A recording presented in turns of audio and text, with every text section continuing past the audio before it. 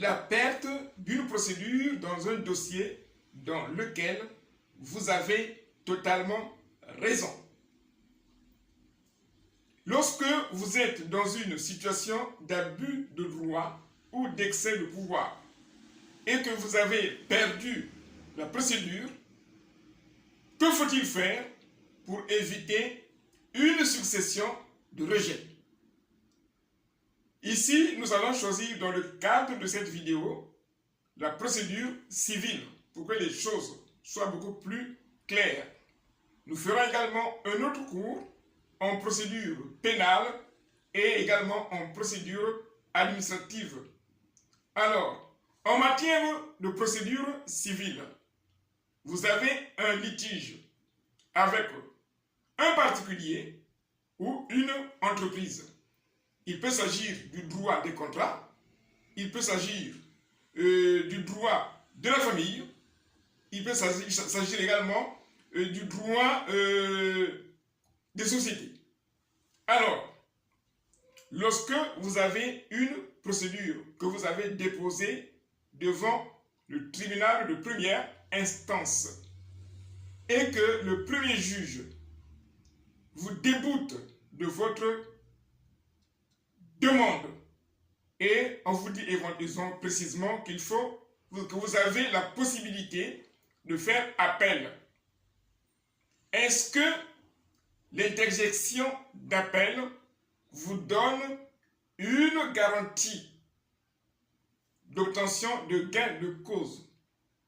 Voilà la question qu'il faut analyser avant l'interjection de votre appel. Pourquoi cette question? Mais parce que plusieurs personnes destinataires de décisions de rejet depuis le premier juge ont succédé des décisions de rejet en appel et même devant la Cour de cassation. La question pratique peut se poser de savoir qu'est-ce qui peut expliquer une succession de rejets dans un dossier dans lequel vous avez totalement raison. Si on fait une comparaison parallèle avec la procédure pénale qui passe souvent au niveau des médias et fait pour lesquels tout le monde a déjà vu ces éléments, prenons le cas d'une personne qui a été ou qui a trouvé la mort suite à une interpellation policière. On a déjà vu ça. La personne est interpellée, elle trouve la mort. Et la procédure pénale se traduit par un non-lieu. Mais il y a eu décès d'une personne qui était vivante pendant son interpellation. C'est uniquement un exemple. Jusqu'en cassation, on déclare qu'il y a un non-lieu. Alors qu'ici, nous savons très bien qu'il y a eu une victime, une personne a trouvé la mort. Malheureusement, la juridiction appelée à rendre la justice se prononce en faveur d'un non-lieu. Voilà un exemple. On va donc se référer en matière civile, là c'est uniquement un exemple que j'ai choisi en matière pénale pour que la portée du cours emporte l'adhésion de tout le monde. Et j'ai dit au début que je ferai 3 cours par 3 vidéos différentes, aussi bien en matière civile, en matière pénale et en matière administrative. Alors, en matière civile, nous allons nous référer sur 3 textes. L'article 462 du Code de procédure civile, les articles 6 de la Convention européenne des droits de l'homme et 47 de la Charte des droits fondamentaux de l'Union européenne. Alors, lorsque vous êtes victime d'une perte procédurale, on doit se poser la question, pourquoi avez-vous perdu le procès alors que c'est vous la victime?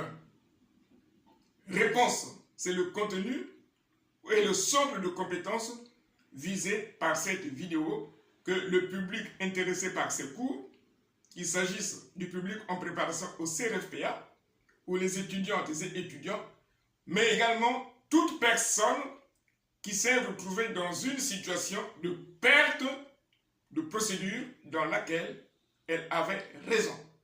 Ce cours vous intéresse. Comment cela s'explique?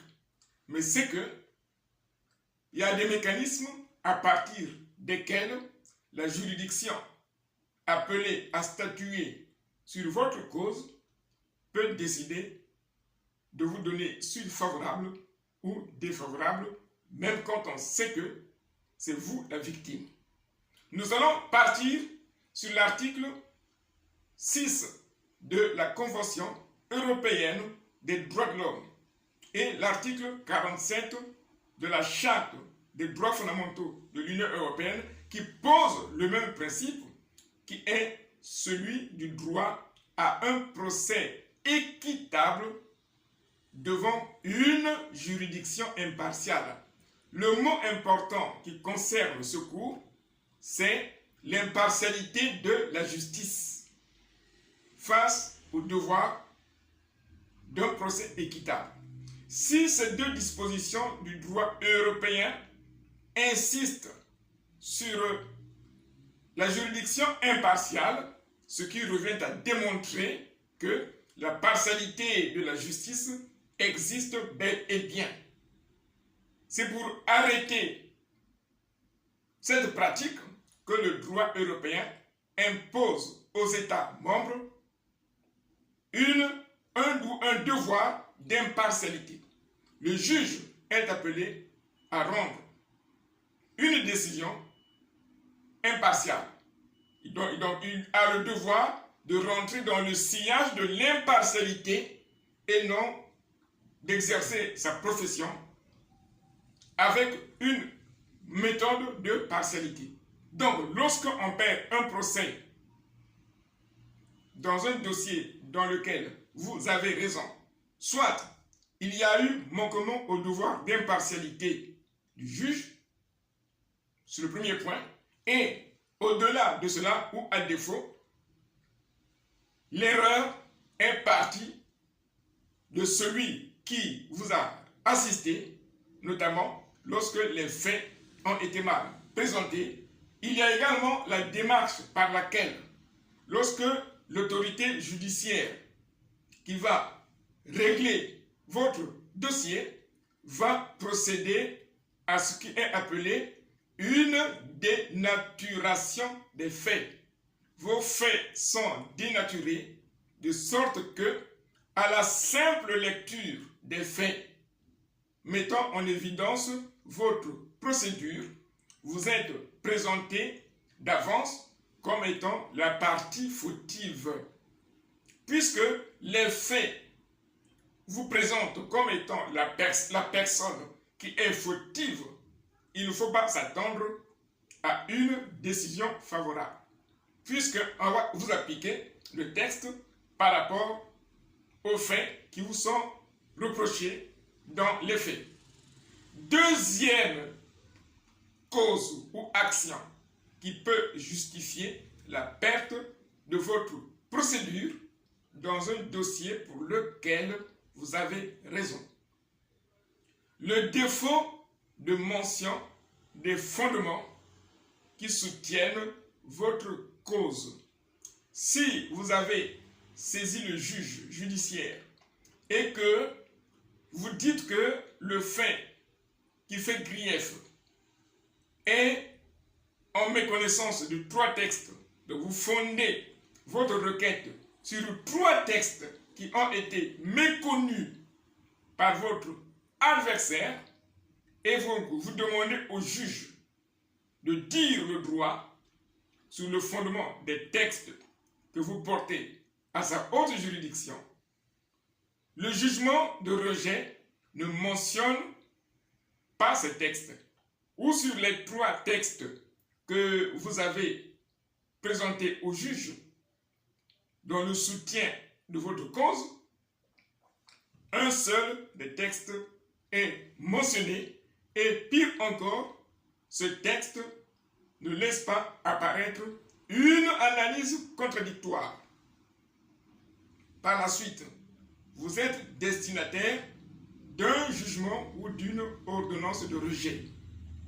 Et l'ordonnance de rejet vous informe que vous avez la possibilité de faire appel. Question: faut-il précipitamment faire appel? C'est la question centrale de ce cours. Moi, je vous dirais non. Il ne faut pas précipitamment engager la procédure d'appel. Pour quelle raison? C'est que ici, la perte de votre procédure devant le premier juge a été rendue possible par des mécanismes qu'il faudra au préalable diagnostiquer et procéder à leur correction. Si vous ne le faites pas, le juge d'appel va se référer au jugement qui a été rendu, aussi bien dans la présentation des faits que dans la production des fondements et moyens soumis au premier juge et que le juge d'appel va réexaminer. Or, au niveau du premier juge, les faits relatifs à votre procédure ont été dénaturés, de sorte que, en lisant uniquement ces faits, vous êtes présenté comme la personne fautive.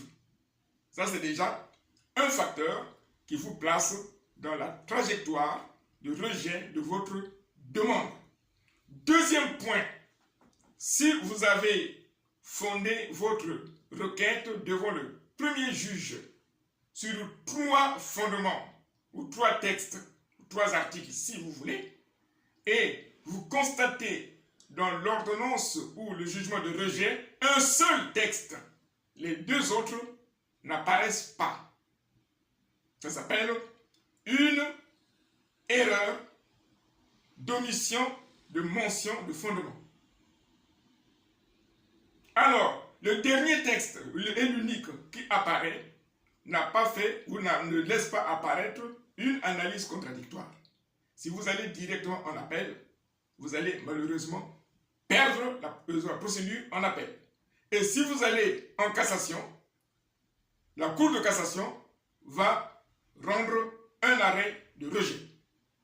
Que faut-il faire quand on est dans une telle situation? C'est la compétence visée par cette vidéo. Il faut repartir devant le même juge sur le fondement de l'article 462 du Code de procédure civile qui énonce que lorsqu'une décision, un jugement laisse apparaître une erreur matérielle, ce jugement peut être rectifié ou corrigé par la juridiction qui l'a rendu ou par celle à laquelle il est déféré selon ce que le dossier révèle ou que la raison commande. C'est ce que dit l'article 462 du Code de procédure civile. Sur le fondement de ce texte, au lieu de faire directement appel, vous allez partir devant le même juge par une requête en correction d'erreurs matérielles. Si dans le jugement de rejet, il y a également les omissions de mention et les omissions de statuer, et c'est l'un des moyens à partir desquels les personnes qui ont raison dans des dossiers perdent les procès. Donc vous allez adresser une requête en correction d'erreurs matérielles, d'omission de mention et omission de statuer. Vous allez donc demander au juge qui a rejeté votre requête de procéder à la correction d'erreurs matérielles que le dossier révèle. En faisant comme ça, le jugement ou le dossier peut changer, ou même si la solution est demeurée la même, dans ce cas, vous allez avoir un jugement équitable en termes de présentation de votre dossier, notamment les faits qui seront exacts, les fondements qui seront exacts, et cela va faciliter la tâche au juge d'appel de constater que le premier juge a violé les textes qui ont fondé votre requête, soit par refus d'application ou à défaut par une application inexacte. Et dans ce cas, le juge rendra un arrêt infirmatif. Voilà la compétence qu'il faut retenir dans le cadre de ce cours qui cible aussi bien le public en préparation au CRFPA, finalité barreau, mais également aux étudiantes et étudiants en fac de droit, sans oublier toute personne qui a déjà eu à perdre un procès, mais également les passionnés du droit qui peuvent renforcer leur sécurité juridique en apprenant tous les jours, car au niveau des réseaux sociaux, on peut également apprendre si on veut. En partageant cette vidéo, vous allez aider un grand nombre d'accéder à la connaissance juridique, mais également de donner la possibilité aux étudiants d'accéder à une source d'information qui peut jouer un rôle dans la réussite de leur parcours universitaire.